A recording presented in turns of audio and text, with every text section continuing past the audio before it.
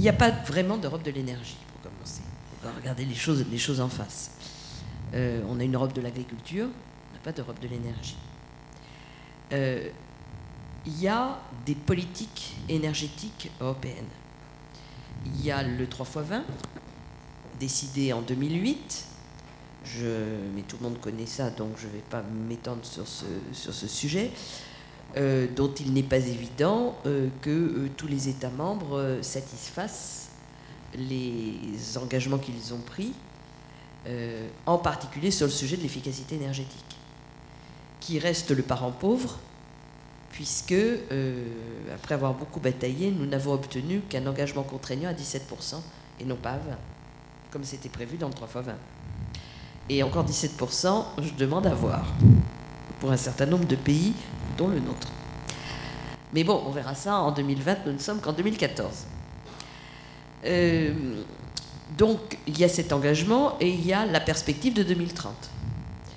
Le Parlement qui vient d'être élu, la Commission qui est en train de se désigner, auront bien entendu à voter de manière définitive la feuille de route, sur laquelle nous nous sommes prononcés d'ores et déjà au début de l'année 2014, avec des perspectives qui sont moyennement ambitieuses. Mais quand même, je rappelle, 40% d'efficacité énergétique, 40% de réduction de gaz à effet de serre, mais seulement 30% d'énergie renouvelable, ce qui est du business as usual. Et qui est très insuffisant. Et encore, le Parlement a dit 30, la Commission est à 27. Donc, voir ce qui sera décidé. Donc, un manque d'ambition. Alors, je dirais que c'est d'autant plus insupportable, enfin, ça me paraît personnellement d'autant plus insupportable, que lorsqu'on regarde l'éventail des sujets que vous avez, Myriam, parfaitement énuméré tout à l'heure, on se rend compte qu'en fait, tout converge vers la même solution, très rapidement. La question climatique. Je renvoie à ce que nos amis météorologues nous ont raconté à la conférence de Montréal la semaine dernière. Je ne sais pas si les uns et les autres, vous avez pris connaissance de ces prévisions éminemment sympathiques pour les années qui viennent, mais très franchement, on ne peut pas dire que ça va dans le sens de l'amélioration. Deuxièmement, la question de l'indépendance énergétique. Alors, c'est un sujet qui n'est pas toujours très bien traité parce que certains disent que les statistiques, c'est comme le langage des fleurs, on leur fait dire ce qu'on veut. Sur les sujets d'indépendance énergétique, tout dépend de la manière dont on calcule, bien sûr. Mais incontestablement, il n'y a qu'une énergie qui rend l'État totalement indépendant, c'est le renouvelable. L'air, le soleil, l'eau, la biomasse, c'est chez nous. Quand je dis chez nous, c'est dans chaque pays et c'est au niveau européen.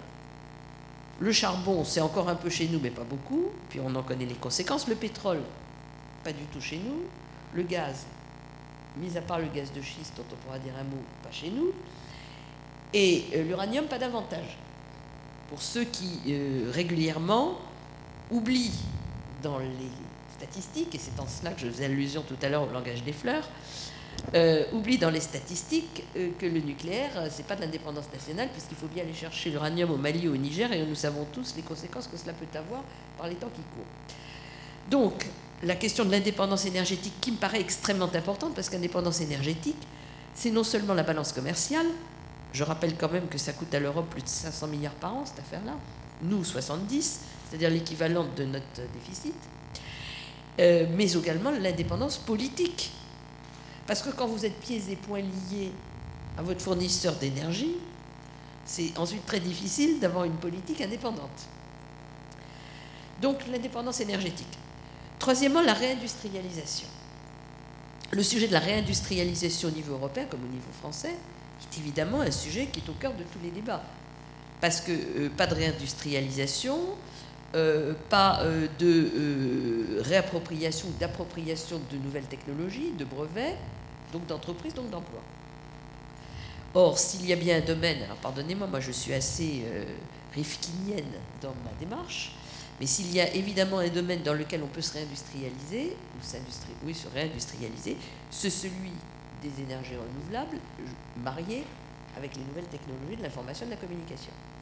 Or, quand vous regardez les chiffres qui sont sortis sur 2013, sur les grands producteurs d'énergie au niveau mondial, et singulièrement dans photovoltaïque, qui a connu une progression absolument fantastique en 2013, 35% de mémoire, ben vous voyez que les entreprises européennes, elles n'y sont pas vraiment. Alors c'est bon. Je peux continuer comme ça. Donc tout ça pour dire que, quel que soit l'angle que vous prenez, nous savons ce que nous avons à faire. Alors maintenant, la vraie question, c'est est-ce qu'on est en capacité technologique? Oui. De volonté de le faire, ça c'est une autre paire de manches.